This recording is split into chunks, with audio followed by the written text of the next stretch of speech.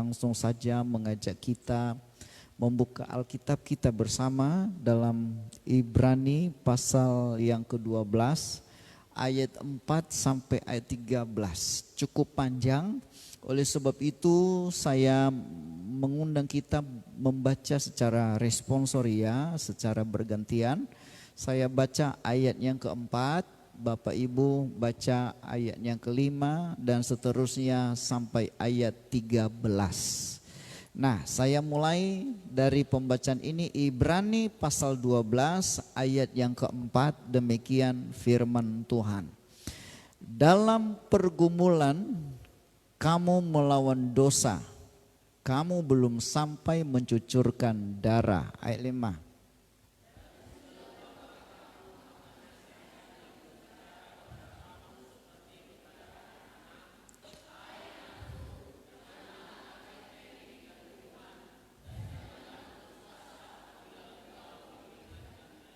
Karena Tuhan menghajar orang yang dan ia menyesah orang yang diakuinya sebagai anak. 7.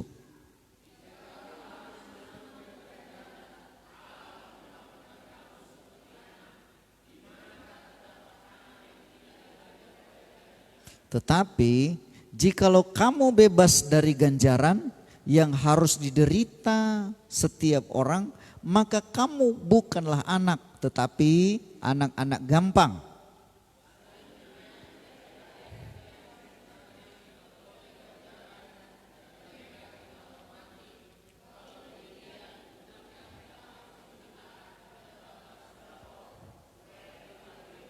Sebab mereka mendidik kita dalam waktu yang pendek, sesuai dengan apa yang mereka anggap baik. Tetapi Dia menghajar kita untuk kebaikan kita, supaya kita beroleh bagian dalam kekudusannya.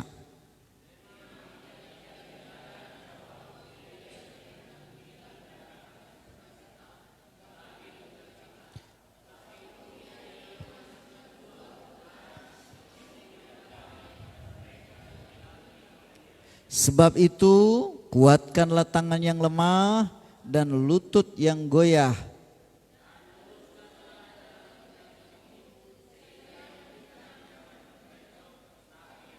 Katakan sama-sama, amin. Puji Tuhan.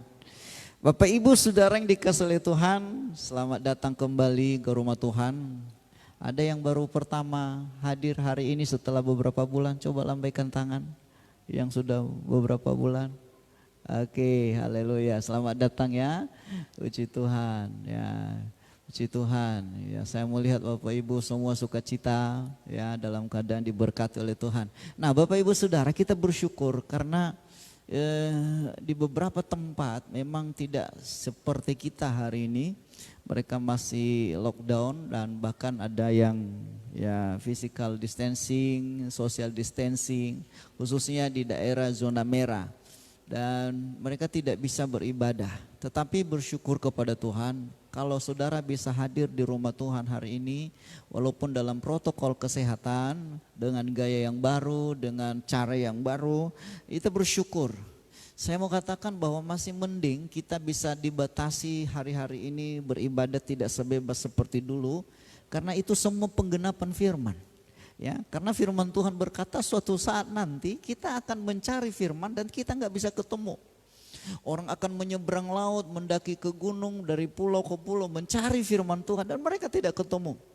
Saya mau katakan itu akan terjadi karena firman Tuhan sudah mengatakannya. Tetapi kalau saudara masih bisa beribadah hari ini, masih bisa membuka Alkitab, membaca firman, mendengar firman Tuhan, katakan kepada Tuhan bahwa terima kasih Tuhan, Engkau masih memberi kami waktu. Karena suatu saat nanti ada waktunya kita nggak bisa lagi bebas beribadah.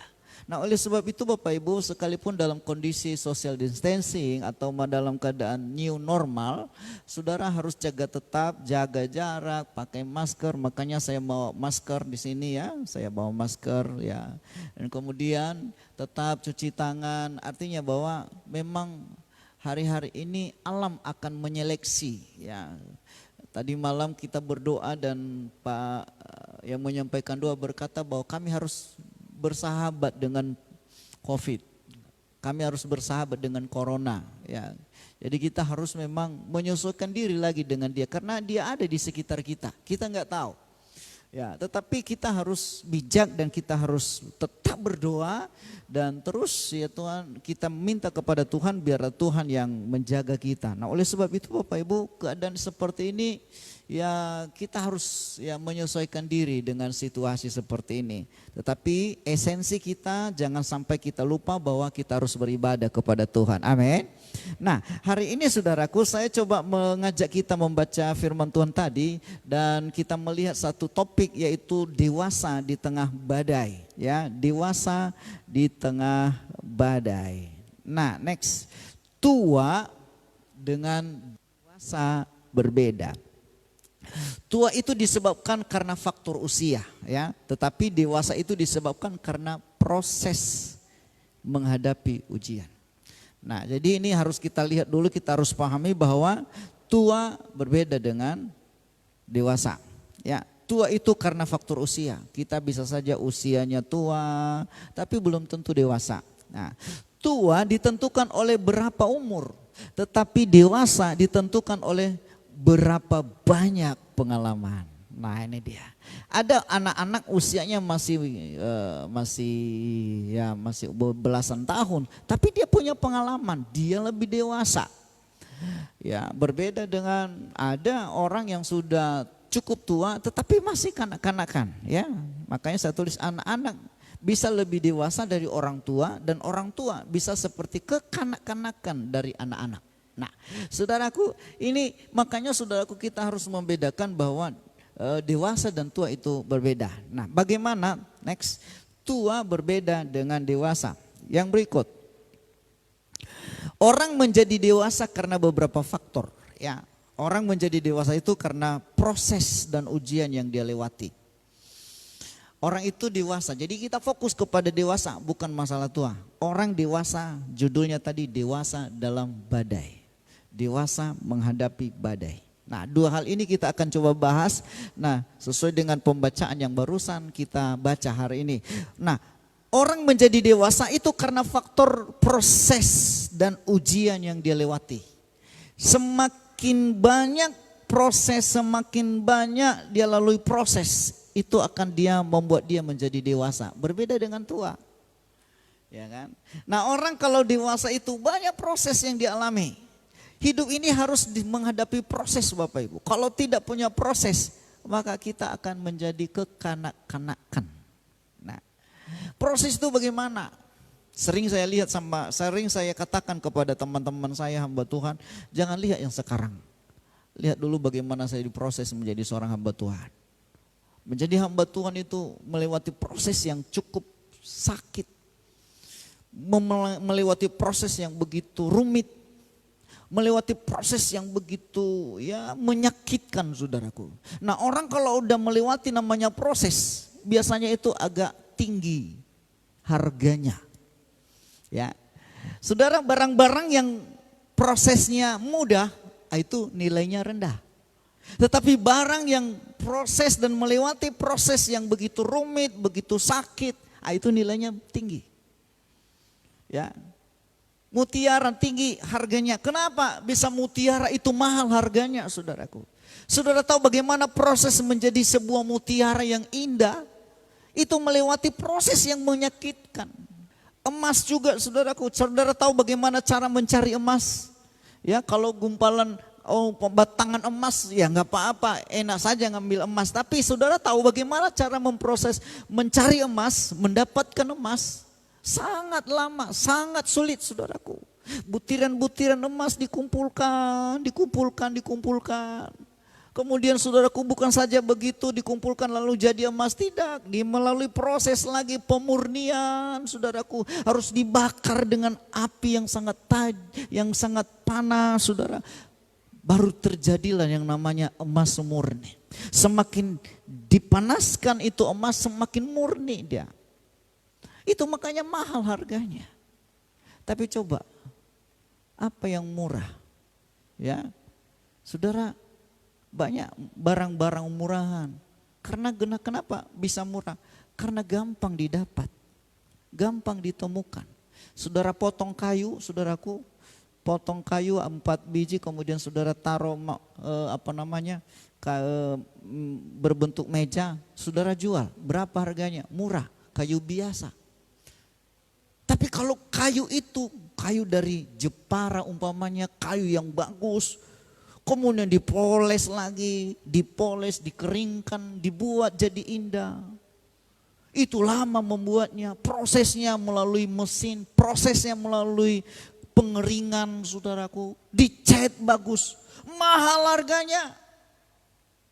Itu makanya proses seseorang menjadi orang dewasa itu menentukan kualitasnya, saudaraku. Makanya tidak heran banyak orang jatuh bangun dalam dosa. Kenapa? Karena dia nggak melewati proses. Ya, izinkan saya mau katakan kepada saudara hari ini, kalau Anda melewati proses, maka Anda bernilai di hadapan Tuhan dan manusia. Katakan amin. Ya, proses itu apa? Kadang ujian, kadang masalah, kadang persoalan yang bertubi-tubi, yang tidak pernah sepertinya tidak pernah selesai. Udah datang masalah, datang lagi ini, udah jatuh ketimpa tangga lagi, saudaraku. Terus saya mau katakan itu adalah proses dalam hidup kita. Melewati proses itu, maka kualitas kita semakin tinggi, nilai kita semakin tinggi. Jangan menjadi orang murahan. Jangan menjadi pribadi yang murah, gampangan. Makanya dikatakan tadi anak-anak gampang. Ada ayatnya tadi barusan kita baca. Anak-anak gampang berbeda dengan anak-anak yang murni, anak-anak yang sudah diproses.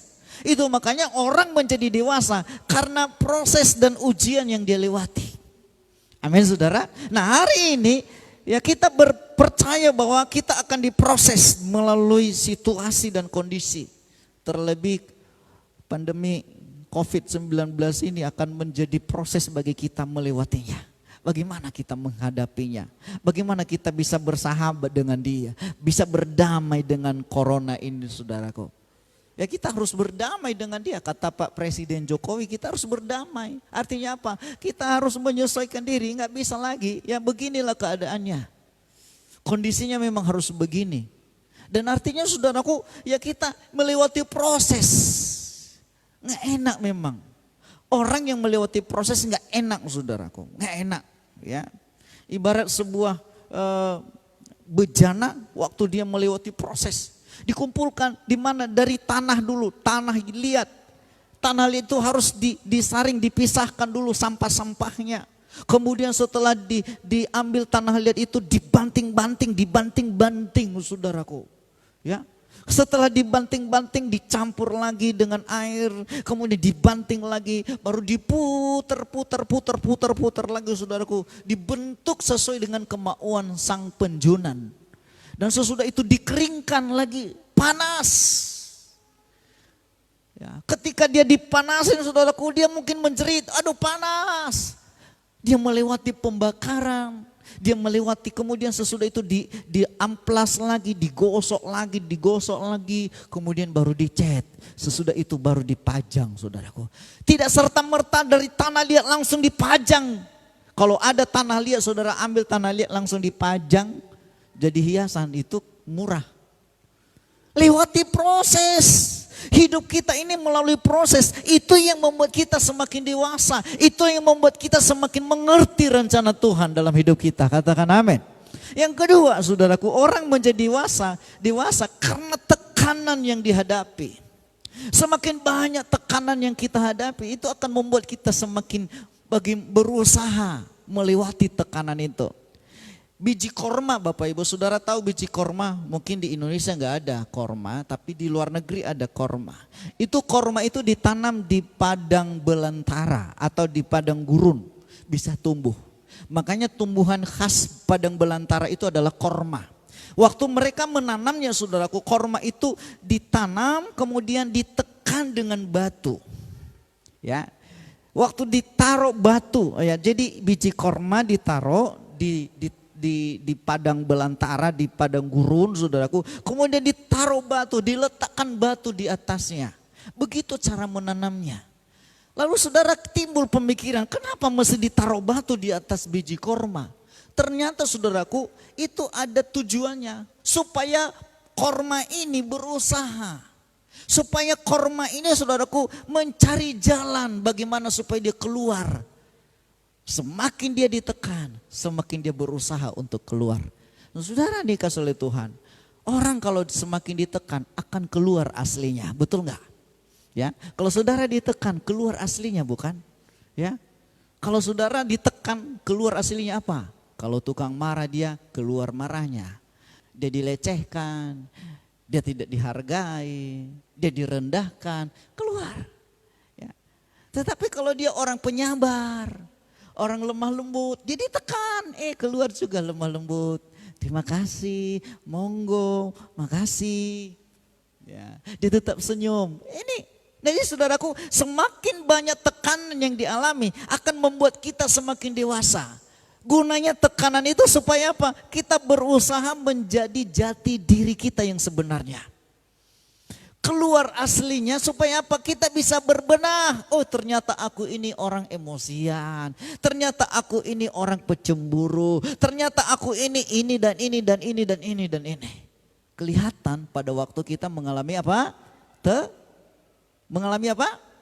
Tekanan. Nah, saudara, mengalami tekanan itu sangat bagus. Membuat kita semakin dewasa. Kemudian yang ketiga, orang menjadi dewasa karena makanannya. Ya kan, kalau kita makan makanan yang bergizi, maka kita semakin lama semakin bertumbuh dan menjadi besar. Ya, makanan itu penentu juga, makanan kita. Nah, makanan di sini adalah pengalaman hidup kita. Ya, ada banyak pengalaman, ada banyak pahit, ada banyak juga manisnya. Ada banyak proses-proses yang kita alami, pengalaman-pengalaman yang kita lewati saudaraku. Itu akan membuat kita menjadi orang dewasa. Jangan dianggap remeh, makanan itu, pengalaman itu sangat penting. Mungkin kita pernah jatuh, gagal. Itu pengalaman. Waktu kita mencoba belajar dari awal tahun, Tuhan tahun ini aku mau baca Alkitab sampai selesai. Ya, itu makanya mulai komitmen, mulai baca pasal 1, pasal 2. Tapi begitu sampai bulan 2, enggak selesai. Kandas lagi, diulangi lagi. Ya kan? Ini contoh saudaraku, gagal. Tetapi saudaraku, pengalaman bagaimana melewati kegagalan supaya kita jangan lagi jatuh ke dalam lubang yang sama. Ya, pengalaman itu penting. Yang keempat, yang menjadikan seseorang menjadi dewasa adalah lingkungannya dan teman-teman sosialnya. Teman-teman di sekitar kita itu akan menentukan, akan mempengaruhi kedewasaan kita.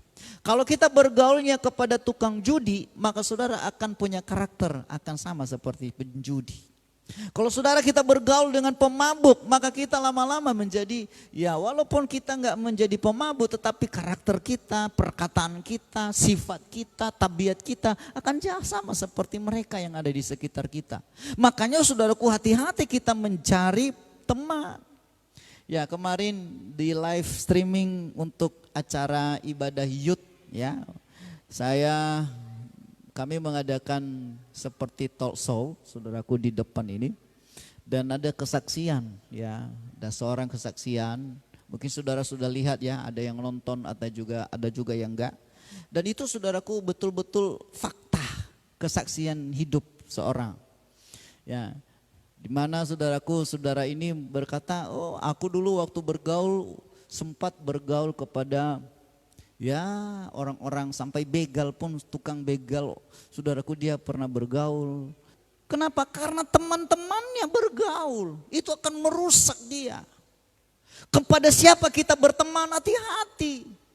Jangan sampai teman kita itu mempengaruhi kita, karena belum tentu kita bisa mempengaruhi dia. Ada juga kesaksian kemarin itu, ada seorang pemudi berkata, selama ini aku mencoba mendekatkan diri kepada seorang teman, sahabat saya, tetangga saya. Tetapi ternyata aku dipengaruhi olehnya, bukan aku yang mempengaruhi dia. Sehingga beberapa kali tidak datang ke gereja gara-gara dia bawa saya pergi jalan-jalan. Padahal niat saya dari awal, saya mau supaya teman saya ini bisa datang kepada Tuhan. Ternyata pengaruhnya lebih kuat daripada pengaruh saya. Itu makanya pengaruh lingkungan itu sangat menentukan kedewasaan kita. Hati-hati. Saudara ngobrol kepada siapa, saudara berteman sama siapa, lihat kondisi rohaninya. Makanya firman Tuhan berkata kalau kita bergaul kepada orang lalim, kepada orang fasik, maka kita akan menjadi orang fasik. Kalau kita bergaul kepada orang jahat, lama-lama kita menjadi orang jahat. Makanya tetapi kalau kita bergaul kepada orang-orang yang punya rohani yang baik, yang punya dedikasi tinggi, yang punya hikmat, pengurapan Tuhan, lama-lama kita akan menjadi sama seperti dia. Makanya ada orang berkata kalau kita dekat-dekat kepada pendeta, maka kita akan menjadi pendeta. Amin. Kalau kita dekat dengan orang baik, maka kita akan menjadi orang baik.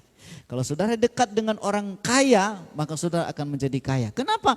Karena kita bisa tahu bagaimana caranya dia bisa kaya, bagaimana dia bisa diberkati. Makanya kita harus melihat kepada siapa kita bergaul. Kalau kita berteman dengan yang bocor mulut, saudaraku, bocor halus, kira-kira gimana keadaan kita? Lama-lama kita pun jadi bocor mulut, ya kan? Ya, bocor halus, ya. Bocor halus itu apa? Ya, setengah gini, ya. Jadi lingkungan dan teman-teman kita akan menjadi penentu. Next. Nah, ujian dan cobaan atau saya katakan badai menjadi alat untuk mendewasakan kita. Katakan amin. Ya, ujian dan cobaan itu akan menjadi alat.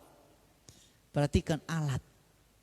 Ya, bukan badainya yang membuat dewasa, tetapi alat itu hanya alat, alatnya Tuhan. Cobaan yang kita alami, situasi hari-hari ini juga menjadi alatnya Tuhan mendewasakan kita. Coba. Dengan adanya virus yang ada di sekitar kita, kita nggak tahu di mana dia berada karena kita nggak bisa lihat dengan kasat mata.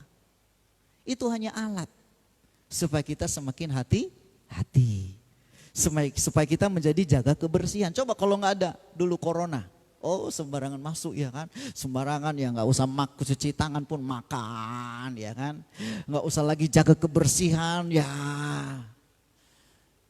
Tetapi dengan adanya seperti ini, menjadi alat supaya kita semakin dewasa, semakin mengerti apa rencana Tuhan. Jadi dalam hidup ini saudaraku, ujian, tantangan, masalah, persoalan itu adalah hanya alat untuk kita menjadi dewasa di dalam Tuhan. Amin. Yang berikut saudaraku ya, yang berikut. Orang yang sudah sering melewati ujian. Nah, saudara ya, kita sudah sekolah semua, yang sudah sering ujian ya akan terlatih. Ini dia. Makanya di dalam pembacaan tadi kita melihat bahwa akan dilatih. Ya, akan terlatih dan terbiasa sehingga tidak menimbulkan keraguan tetapi penuh keyakinan. Orang kalau sudah lewati ujian, ya, ujian matematika, terlatih dia ujian bahasa Inggris, terbiasa dia menjawab soal-soal itu. Sehingga ia nggak ragu lagi kalau ada sesuatu yang terjadi. Nah, itu sebabnya orang yang sering menghadapi ujian, cobaan, badai kehidupan akan membuat orang itu terlatih dan tetap kuat. Nah, pertanyaan saya next. Bagaimana kita menghadapi badai? Itu yang lebih penting. Ya, badai ini akan membuat kita dewasa. Tetapi bagaimana cara kita menghadapi badai ini? Badai masalah, badai persoalan, badai hidup yang sering menerpa. Ya. Itu batu karang saudaraku, semakin lama dia diterpa oleh angin, oleh badai dan gelombang, semakin kokoh dia. Ya kan? Semakin kuat dia. Nah, itu sebabnya bagaimana sikap kita sebagai anak-anak Tuhan menghadapi badai kehidupan. Yang pertama kita baca ayat yang kelima tadi. Yuk kita baca kembali ke ayat yang kelima. Sama-sama kita baca. Buka Alkitabnya, baca ayat yang kelima. Sama-sama. 1, 2, 3, ya. Dan sudah lupakah kamu apa yang dinasihatkan yang berbicara kepada kamu seperti kepada anak-anak? Hai anak-anakku, Janganlah anggap enteng didikan Tuhan dan jangan putus asa apabila engkau diperingat. Saudara, yang pertama di sini saya menulis bahwa bagaimana kita menghadapi badai. Yang pertama ayat yang kelima ini dikatakan jangan anggap enteng dan jangan putus asa. Dua hal ini seringkali dialami orang percaya, orang-orang Kristen saudaraku ketika menghadapi masalah. Ketika mereka menghadapi masalah langsung ada yang menganggap enteng, ada juga yang putus asa. Hanya dua kemungkinan. Yang menganggap enteng dan putus asa. Tetapi saudaraku, saudara dalam ayat ini dikatakan, hai anakku jangan anggap enteng didikan Tuhan. Pertama ditulis di sini jangan anggap enteng, jangan anggap remeh, jangan anggap sepele. Sebab akibatnya bisa fatal. Kalau saudara menghadapi tantangan, masalah, persoalan, jangan anggap enteng loh. Ah biasa aja itu. Jangan. Sebab akibatnya sangat fatal. Contohnya saudaraku ya, Simpson. Next. Simpson menganggap biasa, menganggap remeh waktu dia dirayu oleh Delilah. Ya kan, waktu Delilah sebentar, abang gak sayang sama aku. Kasih tahu dong gimana rahasianya, kenapa abang kuat. Lalu ditanya lagi, oh kalau aku diikat dengan tali yang baru maka lepas. Cobalah diikat dengan tali baru. Enggak lepas katanya. Ternyata lepas saudaraku. Kemudian dirayu lagi, abang bohong katanya. Abang sudah bohong sama saya, abang gak cinta sama aku. Dirayu terus tiap hari, Dan akhirnya singkat cerita, Simpson memberitahukan rahasianya. Padahal itu tidak boleh diberitahukan rahasia itu. Hanya dia dan hanya Tuhan yang tahu. Akhirnya dikatakan kalau dipotong rambut di kepalaku maka kekuatanku akan hilang. Kenapa Simpson sampai bisa memberitahukan rahasia ini? Karena dia menganggap remeh. Cumannya sama si Delilahnya. Ya dia toh juga adalah ya teman baik saya, istri saya. Saudara dikasih oleh Tuhan, akhirnya apa yang terjadi? Dengan diberitahukan, dia menganggap remeh itu saudaraku. Maka apa yang terjadi? Simpson jadi boneka. Disuruh dia menghilang, keliling, menghilang saudaraku. Ya, ditusuk matanya, buta matanya, dan jadi pelawak. Orang kalau sudah kehilangan kasih karunia Tuhan, kerjanya apa? Tinggal pelawak. Hanya menghibur orang lain. Saudara yang dikasih, kenapa? Dimulai dari mana? Dimulai dari dia menganggap remeh, menganggap biasa, menganggap enteng didikan Tuhan. Ketika kita diproses, ketika kita menghadapi masalah, ketika kita menghadapi berbagai ujian kehidupan, pencobaan yang kita lewati, jangan anggap remeh. Tarik pelajaran dari itu, apa maksudmu Tuhan? Jangan bilang, ini hanya roda kehidupan lah begitu, kadang naik, kadang turun, nggak ada masalahnya ini. Jangan. Ketika Anda diproses, ketika Anda ditegur oleh Tuhan, apapun itu, sakitkah saudara, rugi saudara, kecelakaan saudara, tanya Tuhan. Jangan dianggap remeh. Makanya dikatakan, hai anakku jangan anggap enteng didikan Tuhan. Kalau Allah sedang mendidik kita, itu tangkap dengan segera, apa maksudmu Tuhan? Ketika punya masalah dalam keluarga, ekonomi kita semakin menurun, tanya Tuhan, kenapa begini Tuhan? Apa maksud Tuhan di balik ini semuanya? Dan minta petunjuk Tuhan, apa yang harus saya lakukan Tuhan? Jangan dianggap, itu hanya kebetulan saja. Itu namanya menganggap remeh saudara.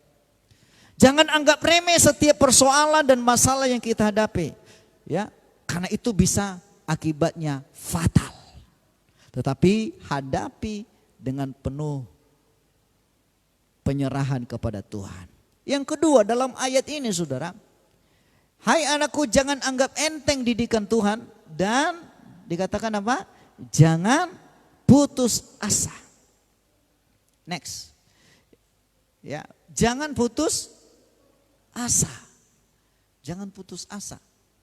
Ketika kita menghadapi masalah, ketika kita menghadapi persoalan, badai hidup, ya, jangan putus asa. Makanya dikatakan di sini saudaraku jangan putus asa. Ya. Putus asa itu apa?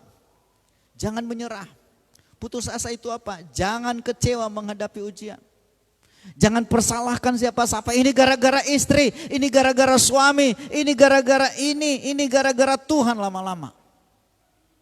Ya, jangan putus asa. Jangan menyerah menghadapi ujian ini. Jangan kecewa menghadapi cobaan. Sekalipun Anda gagal menghadapinya, coba lagi. Kenapa saudara? Karena seorang pemenang bukan tidak pernah gagal, tetapi tidak berhenti. Ya, coba kita sebut sama-sama. Seorang pemenang, 1, 2, 3 ya. Seorang pemenang bukan tidak pernah gagal, tetapi tidak berhenti mencoba. Seorang pemenang bukan berarti dia tidak pernah gagal. Thomas Alva Edison itu adalah seorang yang paling terkenal pada zamannya sampai hari ini. Kenapa dia bisa menemukan bola pijar? Kalau dia nggak ada, maka kita nggak bisa menikmati hasil karyanya hari ini. Tetapi Thomas Alva Edison dalam penemuannya, dia melewati proses kegagalan demi kegagalan. Saudara tahu berapa kali gagal Thomas Alva Edison? 1000 kurang 1. Saya nggak tahu apakah sudah dihitung, tetapi saudaraku ini dah fakta. Ini adalah penelitian, orang mengatakan 1000 kurang 1. Berarti 999 kali gagal. Gagal. Gagal. Siapa yang tidak pernah gagal di sini? Kita pernah melewati yang namanya gagal. Gagal dalam usaha, gagal dalam bekerja, gagal dalam mengikut Tuhan, jatuh bangun. Awal tahun biasanya tahun baru itu, kita berniat kalau bisa tahun baru ini aku mau mulai kehidupan yang baru. Baru 1-2 hari jatuh lagi. Kita berniat aku mau membangun hubungan dengan Tuhan. Baru 1-2 hari gagal lagi. Gagal dan gagal dan gagal terus. Siapa yang tidak pernah gagal? Tidak ada. Tetapi jangan tinggal dalam kegagalan. Bangkit lagi dan berjuang lagi. Dan saya percaya kita akan diberikan kemampuan untuk menjadi pemenang. Amin.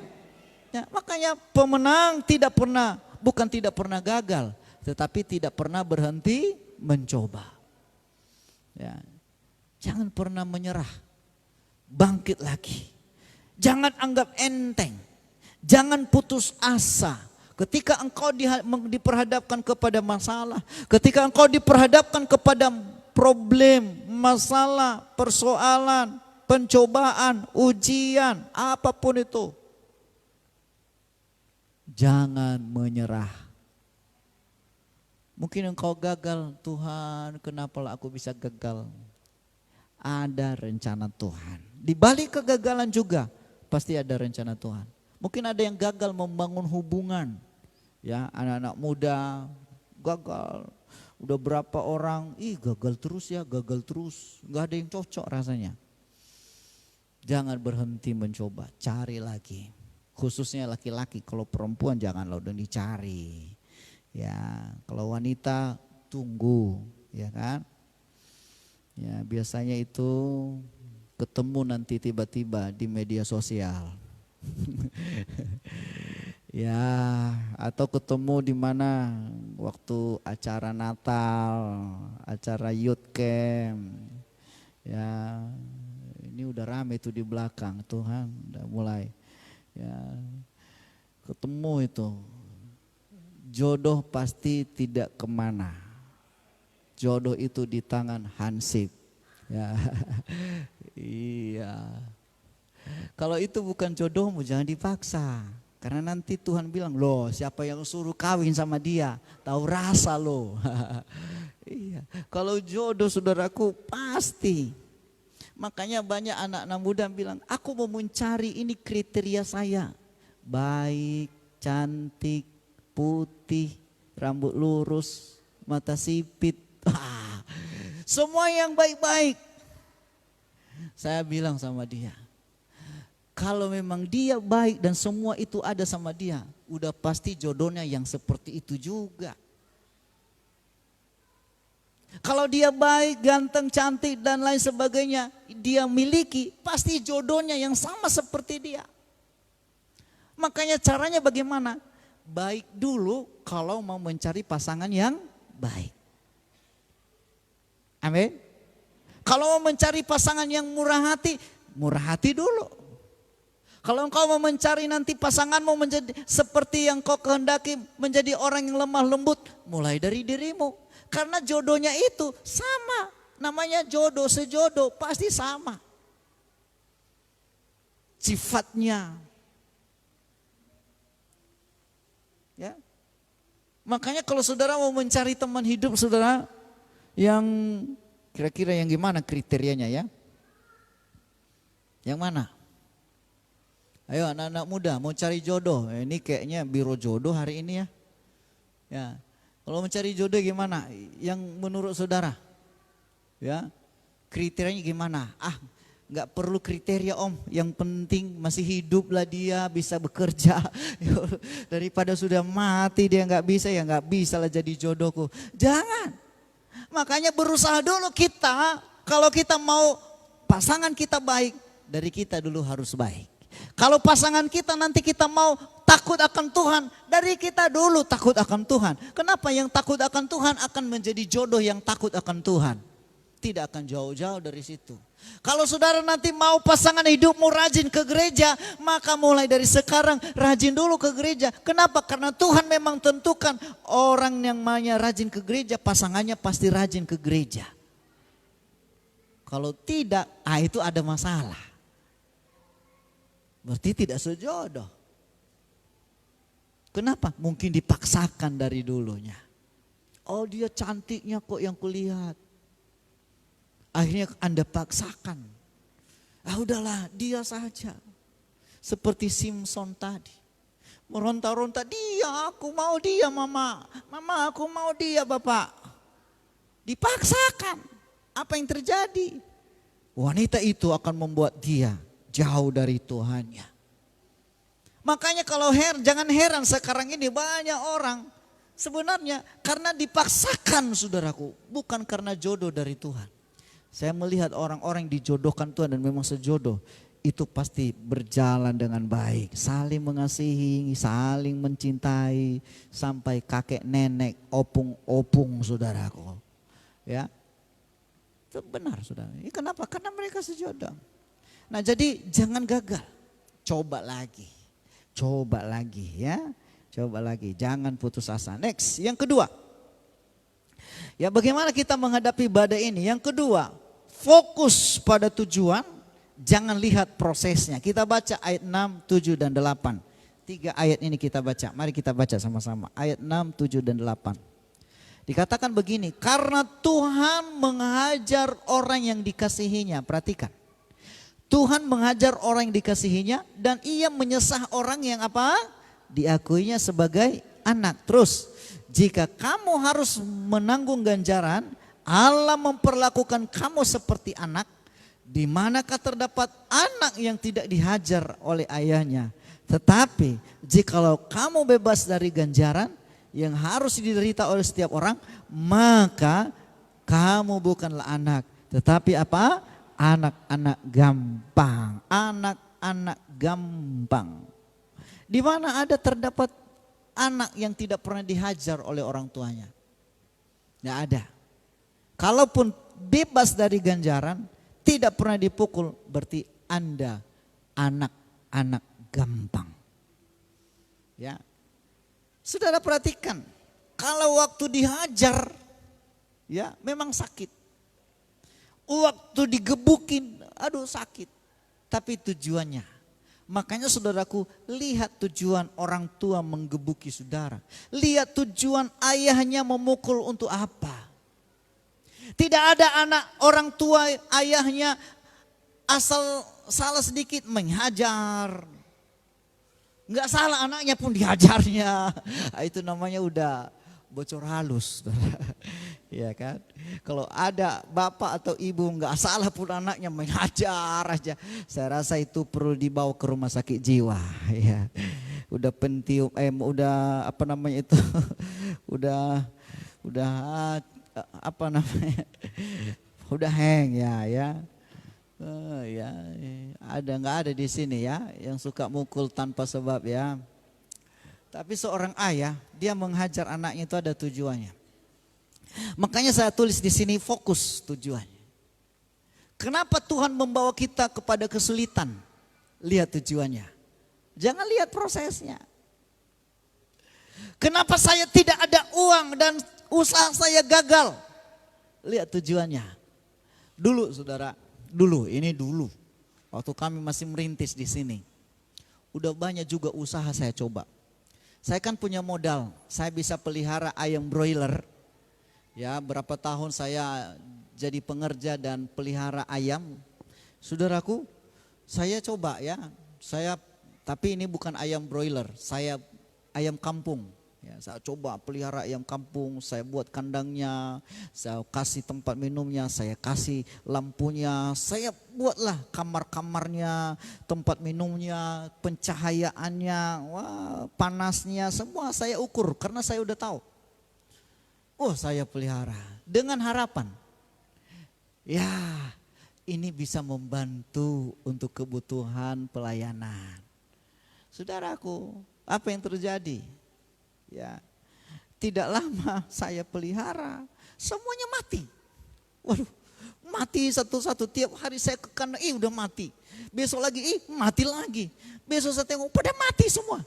Waduh, mati. Itu sebabnya mulai dari situ saya bilang, aku gak cocok kayaknya jadi pelihara ayam. Sebab mungkin panggilan saya bukan panggilan memelihara ayam.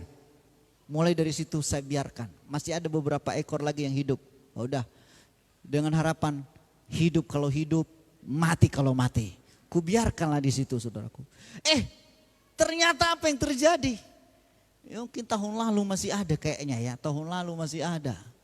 Ya, karena dia hidup sendiri, bertelur sendiri, cari jantan sendiri, entah kemana dia cari jantannya. Pokoknya ada nanti tiba-tiba sudah ada anaknya, nggak kuperhatikan, nggak dikasih makan, cari makan sendiri dia. Bertambah. Sampai bertambahnya saya melihat saudaraku ada yang diambil maling, ada yang dimakan sama musang. Saya melihat banyak ya ayamnya. Tapi nggak pernah kami makan. Kenapa? Karena saya bilang hidup kalau hidup, mati kalau mati. Ya. Kenapa saudaraku? Karena panggilan saya memang bukan menjadi pembelian ayam. Itu teguran Tuhan. Udah banyak habis aku modalnya membuat kandang berapa. Modalnya beri alat-alat itu, tempat minum, tempat makan, pakannya, lampunya. Semuanya saya siapkan. Udah habis berapa?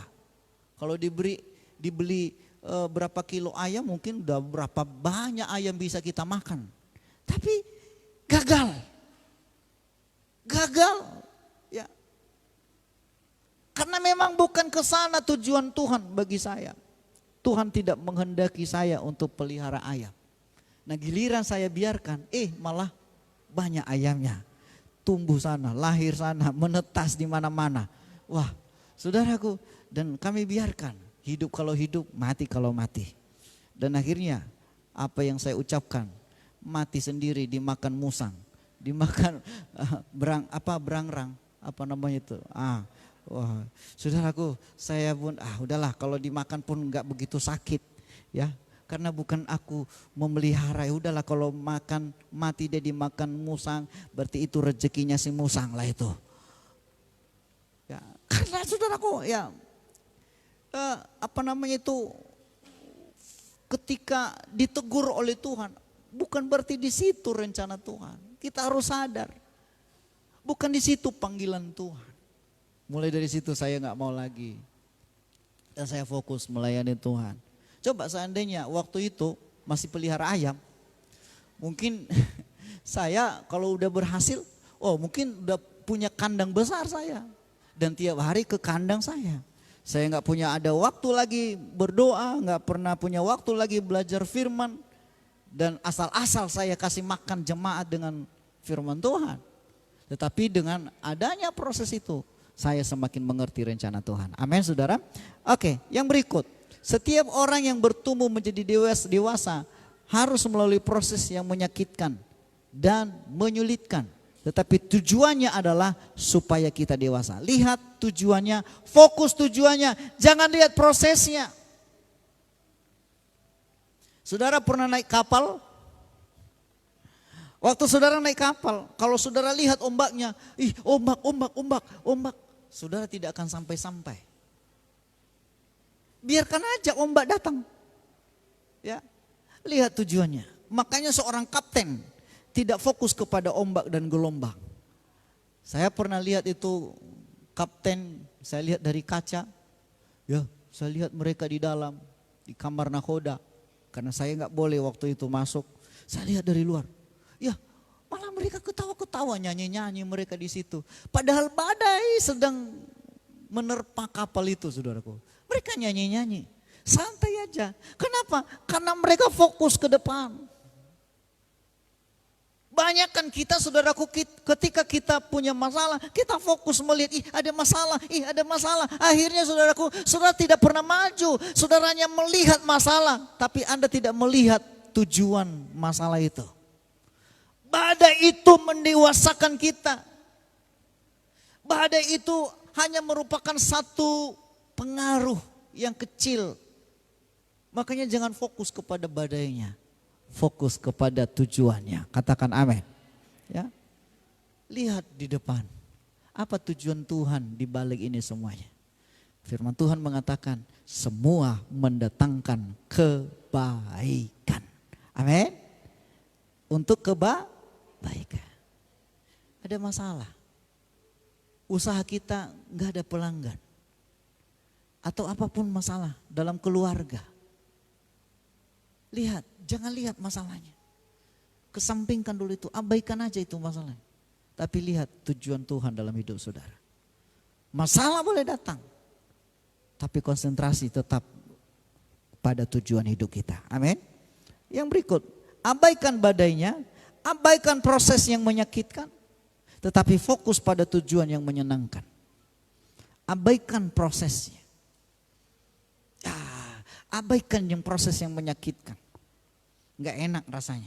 Ya. Fokus kepada tujuan. Saya kalau fokus kepada proses saudaraku, saya enggak jadi hamba Tuhan sampai sekarang. Waktu saya diproses mulai dari pengerja sampai jadi hamba Tuhan, jadi gembala sidang. Sudah gembala sidang pun masih mengalami proses. Sampai sekarang juga masih tetap mengalami proses. Kalau seandainya saya fokus kepada prosesnya, mungkin saya sudah lama angkat tangan dan mundur. Saya tidak mau melayani lagi. Pernah timbul dalam niat hati saya, udahlah aku mau meninggalkan pelayanan ini. Sudah begini keadaannya, sudah ada gereja, sudah ada jemaat, semuanya sudah seperti ini. Pernah timbul niat saya, udahlah saya mau meninggalkan pelayanan. Pernah. Kenapa? Karena seringkali saudaraku, pikiran kita fokus kepada masalah. Tetapi puji Tuhan saudaraku, tidak sampai terjadi hal itu. Karena saya tahu. Saya melihat ke depan. Ya. Saya memikirkan jauh ke depan. Bukan yang proses yang sekarang ini. Bukan masalah yang sekarang ini. Jauh ke depan. Lihat ke depan. Jangan lihat masalah yang sekarang. Itu makanya kalau ada masalah, jangan lihat dulu itu. Abaikan aja. Biasa itu. Tapi jangan remeh ya. Biasa itu. Tetapi puji Tuhan. Ada rencana Tuhan yang lebih besar. Kita baca ayatnya saudaraku. Next. Kita baca ayatnya. Ya. Ya, kita baca di dalam 2 Korintus 4 ayat 17. Next satu kali lagi. Ya, 2 Korintus 4 ayat 17. Kita sama-sama baca ayatnya. 1, 2, 3 ya. Sebab penderitaan ringan yang sekarang ini apa saudara? Mengerjakan bagi kami apa? kemuliaan kekal yang melebihi segala-galanya, jauh lebih besar daripada penderitaan kami. Perhatikan ayat ini. Penderitaan ringan ini, proses yang sekarang ini, masalah yang sekarang ini, sakit yang sekarang ini, masalah apapun yang sekarang ini, yang ringan-ringan ini, itu mengerjakan kemuliaan kekal. Fokusnya kepada kemuliaan kekal, bukan penderitaannya. Katakan amin. Fokusnya kepada melebihi segala-galanya, lebih besar daripada penderitaan. Abaikan prosesnya, abaikan masalahnya. Terlebih hari-hari ini, corona, abaikanlah itu. Ya, seperti pepatah mengatakan, ya, anjing menggonggong, kafilah jalan terus. Corona mengaum-ngaum di sana sini, menakut-nakutin saudara, jalan terus. Jalan terus. Jangan sampai gara-gara ini membuat iman saudara lemah. Ya, makanya sering saya katakan, social distancing, physical distancing itu adalah jaga jarak dengan teman, manusia, dengan orang. Bukan jaga jarak dengan Tuhan. Jangan jaga jarak dengan Tuhan, saudara. Kita bisa jaga jarak dengan manusia, dengan orang, dengan teman kita. Tapi jangan sampai gara-gara corona, engkau juga ikut-ikut menjaga jarak dengan Tuhan. Tidak berdoa, tidak baca Alkitab lagi, tidak ibadah lagi. Jangan. Ya, karena Dia yang memberi segala-galanya. Penderitaan sekarang ini mengerjakan kemuliaan kekal. Tidak selamanya corona ini terus ada. Ada waktunya nanti kita akan menikmati kemuliaan yang luar biasa. Amin. Tidak selamanya kita dalam penderitaan, tidak selamanya kita dalam kesulitan, tidak selamanya kita dalam persoalan dan masalah hidup. Suatu saat kita akan menikmati hal yang baik daripada Tuhan. Masa Tuhan tidak memberikan biar cuma sedikit yang baik? Saya percaya bukan hanya sedikit Tuhan memberi yang baik, tetapi Dia memberikan yang baik itu lebih dari yang kita harapkan. Amin. Seperti yang Dia katakan di sini tadi bahwa, coba kembali lagi ya. Ya, dikatakan bahwa melebihi segala-galanya, jauh lebih besar daripada penderitaan kami. Jauh lebih besar. Next, yang kedua, ayat yang kedua, kita baca ayat yang kedua. Next, ya, dalam Filipi 3 ayat 13b sampai 14. Kita baca sama-sama. 1, 2, 3, ya. Aku melupakan apa yang telah di belakangku dan mengarahkan diri kepada apa yang di hadapanku. Terus, dan berlari-lari kepada tujuan untuk memperoleh hadiah. Yaitu apa? Panggilan surgawi dari Allah dalam Kristus. Yes. Aku melupakan. Apa itu yang dilupakannya? Proses tadi. Paulus berkata kepada jemaat yang ada di Filipi, aku melupakan sekalipun aku di penjara, aku lupakan itu. Aku dianiaya, aku lupakan itu. Aku lapar dan telanjang, aku lupakan itu. Aku terkatung-katung di atas kapal di tengah laut, aku lupakan itu. Penderitaan yang dia lalui selama ini. Paulus berkata, aku lupakan itu. Proses yang dia lewati selama ini, dia berkata, aku lupakan itu. Kenapa? Kalau engkau hanya melihat ke belakang terus, engkau tidak akan pernah sampai pada tujuanmu. Amin, saudara. Amin. Kalau engkau hanya melihat masalahmu, engkau tidak pernah sampai pada tujuan. Dengar itu. Ya. Makanya di mobil itu kaca spion di kiri kanan. Mana lebih besar, kaca depan atau kaca spionnya? Kaca depannya. Kenapa kaca di depan yang lebih besar? Karena fokus kita ke depan. Ya. Tujuannya dikasih kaca spion itu hanya melihat sebentar saja, bukan fokus kepada kaca spion. Coba kalau Bapak Ibu bawa mobil fokus pada kaca spion. Wah, apa yang terjadi, saudara? Ya.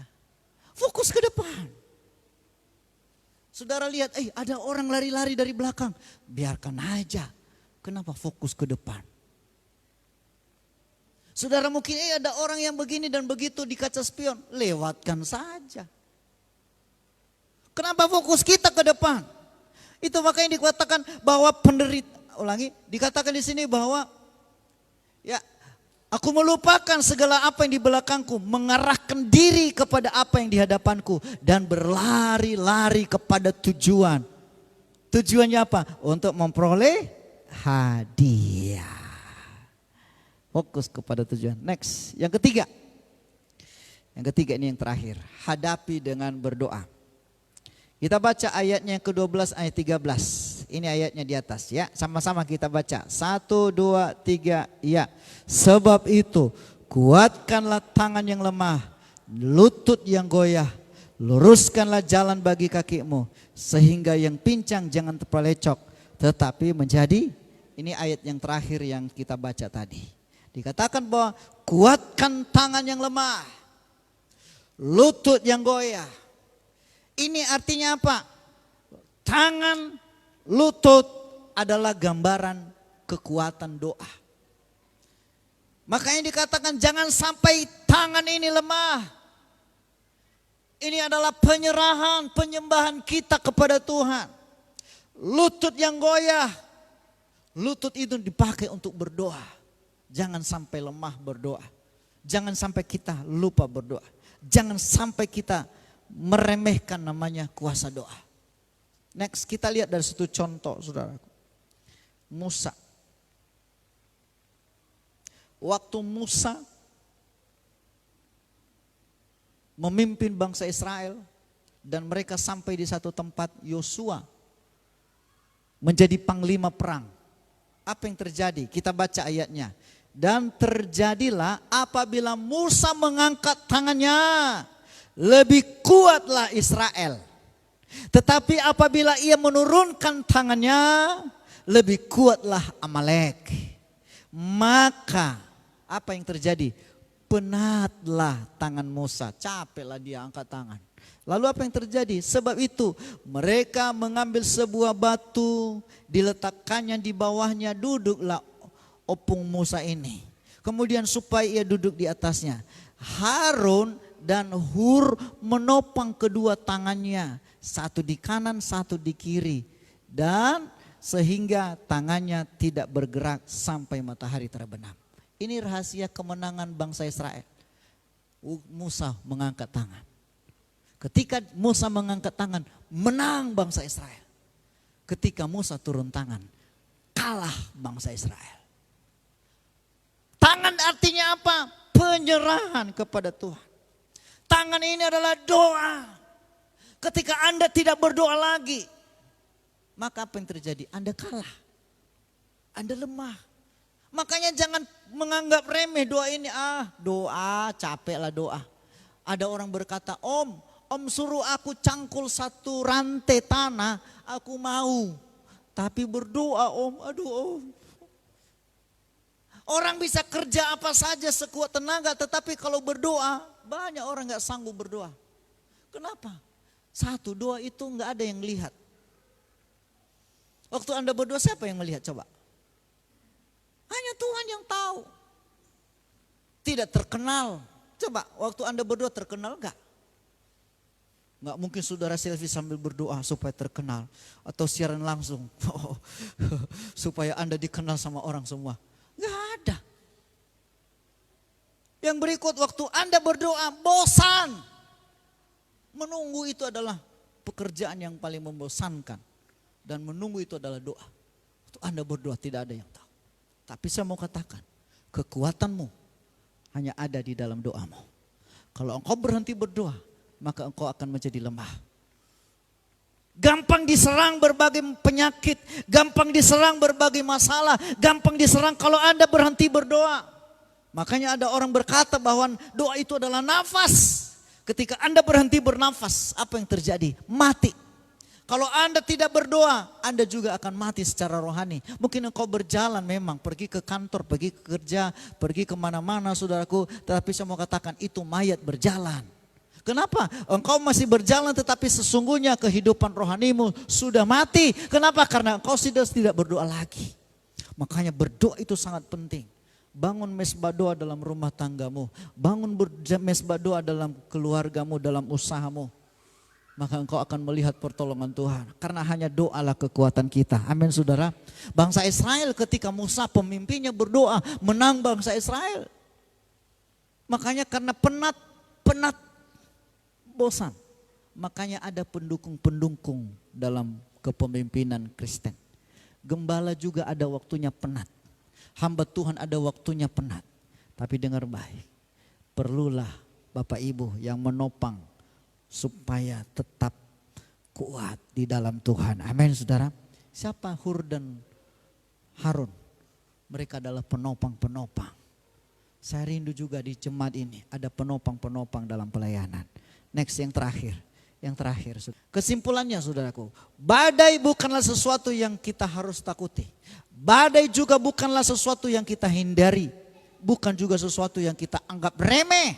Tetapi badai sesuatu yang harus kita hadapi. Sebab ada kemuliaan di balik badai kehidupan. Amin. Yang kita lakukan hanya 3 saja. Jangan anggap remeh dan jangan putus asa. Fokus kepada tujuan saudara dan bukan pada prosesnya. Dan tetap berdoa. Katakan amin. Tuhan memberkati. Kita berdiri semua. Haleluya, haleluya. Saya percaya bahwa Tuhan sedang memproses anak-anak Tuhan hari-hari ini. Tujuannya untuk apa? Supaya kita menjadi orang-orang yang dewasa di dalam Tuhan. Badai kehidupan boleh datang. Tujuannya supaya kita menjadi pribadi-pribadi yang dewasa di dalam Tuhan. Haleluya, haleluya, haleluya, haleluya.